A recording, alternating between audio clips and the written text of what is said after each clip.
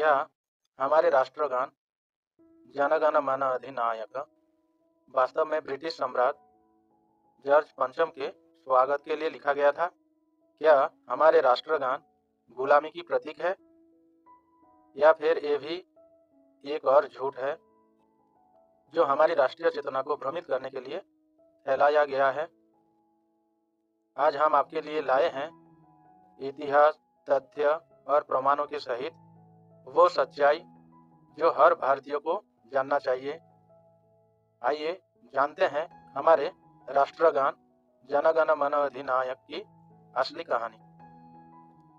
साल था 1911।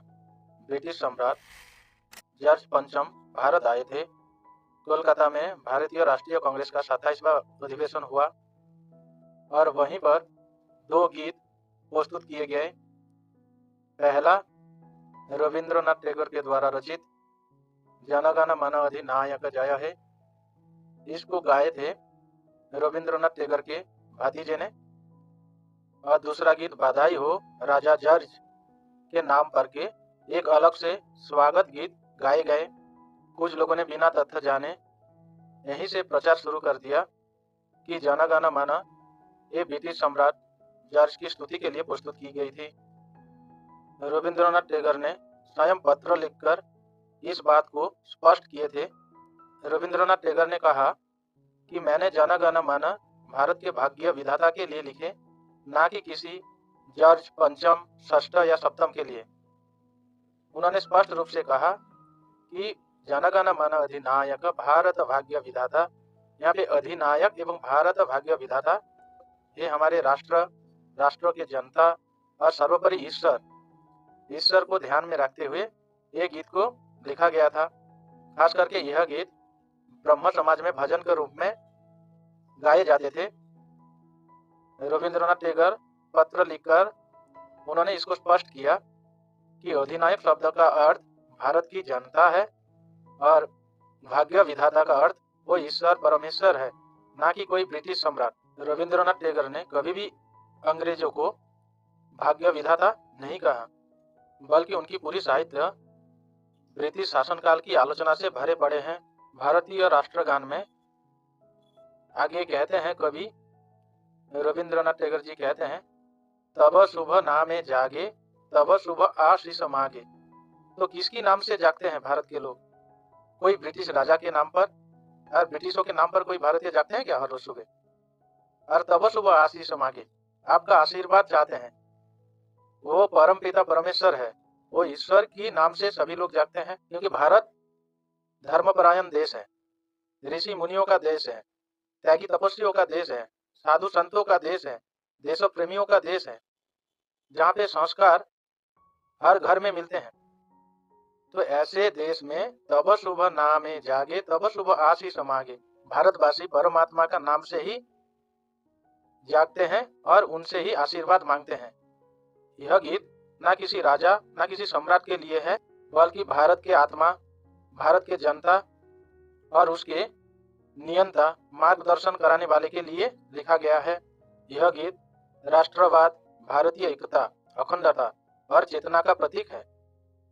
तो आप चर्चा करते हैं, तो ये झूठ कैसे फैला कि हमारे राष्ट्रगान ब्रिटिश सम्राट जॉर्ज की स्तुति के लिए गाए गए थे? पहला कारण है कि सम्राट जॉर्ज की स्वागत और राष्ट्रीय गान का पहला गायन एक ही मंच पर हुआ। एक ही मंच पर दोनों एक साथ होने से लोग भ्रमित हो गए, दोनों को एक साथ जोड़ दिया गया।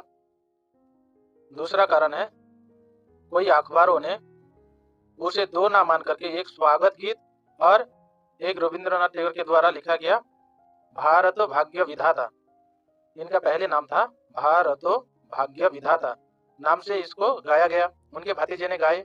उसके बाद जॉर्ज पंचम की स्वागत के लिए दूसरा गीत गाया गया, लेकिन कोई अखबारों ने उसे एक मानकर छाप दिए। और तीसरी कारण है सोशल मीडिया के युग में उस अफवाह को अभी भी दोहराए जा रहे हैं और तेजी से उस अफवाह को अभी भी तेजी से दोहराया जा रहा है। परंतु सरकारी नथी, टैगोर के पत्र और इतिहासकारों की पुष्टि से ये तय होता है यह गीत ब्रिटिश राजा के लिए नहीं लिखा गया था। 1950 में भारत सरकार ने जन गण मन अधिनायक को राष्ट्रगान घोषित किया और पूरी संविधान सभा ने इसे राष्ट्रवाद का प्रतीक के रूप में स्वीकार किया। डॉक्टर राजेंद्र प्रसाद, नेहरू जी, पटेल जी, मौलाना आजाद जी, इन सभी ने इस गीत को स्वीकार किए। जब देश आजाद हुए, वंदे मातरम को राष्ट्रगीत के रूप में और जन गण मन अधिनायक जय हो को राष्ट्रगान के रूप में चुने गए।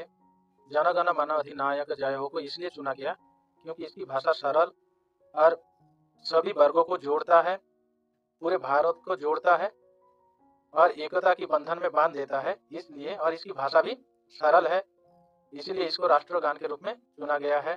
जो लोग ये कहना चाहते हैं कि रविंद्रनाथ टैगोर ने सम्राट जॉर्ज पंचम की स्तुति के लिए ये गान गाए हैं, उनको कुछ बातें याद रखनी चाहिए। पहला, रविंद्रनाथ टैगोर ब्रिटिश साम्राज्य से नाराज और असहमत थे। उसका पहला उदाहरण है जब जलियांवाला बाग में नरसंहार हुए, तब ब्रिटिश सरकार के द्वारा दी हुई नाइट उपाधि उन्होंने त्याग दिए थे। और दूसरी बात, उनकी पूरी साहित्य, कविता, लेख राष्ट्रीयता और मानवीयता से भरे पड़े हैं। क्या ऐसे व्यक्ति किसी राजा की स्तुति कर सकते हैं? बिल्कुल नहीं कर सकता।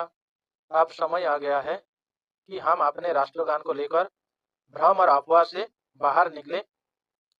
हमारे राष्ट्रगान एकता का प्रतीक है, अखंडता का प्रतीक है, भारत की आत्मा के स्रोत है और भारतीयों के लिए गर्व का कारण है।